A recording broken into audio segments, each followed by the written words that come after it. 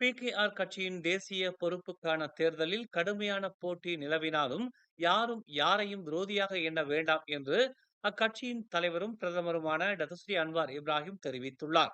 தாம் எல்லாவற்றையும் பார்த்து கொண்டு அமைதியாக இருப்பதாகவும் விசுவாசத்தை வெளிப்படுத்த தேர்தல் ஒரு நேரம் இல்லை என்றும் அவர் சுட்டிக்காட்டினார்.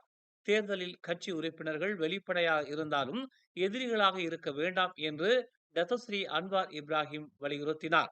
ஒவ்வொரு சர்ச்சையையும் கிண்டாமல் அதனை சுமூகமாக தீர்க்க என்ன வழியோ அதை செய்யுங்கள் என்று கட்சி உறுப்பினர்களுக்கும் வேட்பாளர்களுக்கும் டத்துஸ்ரீ அன்வார் இப்ராஹிம் நினைவூட்டினார்.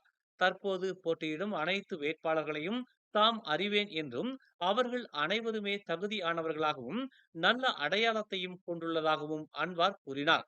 துணை தலைவர் பதவிக்கு போட்டியிடும் இருவருக்குமே தமது முழுமையான ஆதரவு உள்ளது என்றும் இருவரின் நோக்கமும் பிகேஆர் கட்சியின் வளமான எதிர்காலம் குறித்தான சிந்தனைதான் என்றும் அன்வார் இப்ராஹிம் கூறினார்.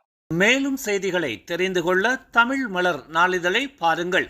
உடனுக்குடன் செய்திகளை தெரிந்து கொள்ள தமிழ் மலர் இணையதளம், தமிழ் மலர் செயலி மற்றும் மலர் டிவி யூடியூப் சேனலை வலம் வாருங்கள். எங்களோடு இணைந்திருக்க மலர் டிவியை பதிவு செய்து கொள்ளுங்கள். உறவுகள் மகிழ்ந்திட விருப்பம் மற்றும் பகிர்வு சேவையை சொடுக்கிடுங்கள்.